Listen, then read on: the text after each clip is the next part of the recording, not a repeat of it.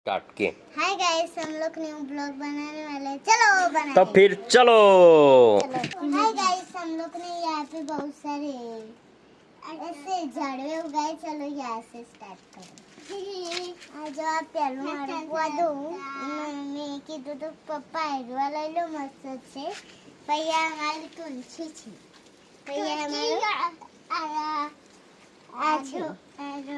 પૈયા મરતી જેવડે મોટે થઈ ગયું. આ જેવડું થઈ ગયું. હવે અમે બનાવીએ નવું બ્લોગ. આ મારું આ છે. હવે આ ઉગવા લાગ્યું છે. પપ્પાને કીધું તું ઉગશે. પપ્પા પણ ના કીધું એટલે ઉગી બી ગયા. એકન ખાસા બધા ઝાડવા છે. નામ નથી આવડતું એટલે જેવડું છે. એકને છે બહુ બધા ઝાડવા. ઉપર મસ્ત છે. ઉપરની સ્ટાઈલ પછી નીચે આવી ગયા અમે. દેખો કેટલું મસ્ત છે.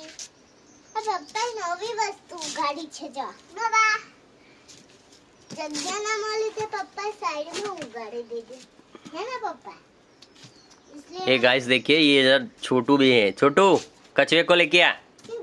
वो कछुए को लेके आ और छोटू भाग गया।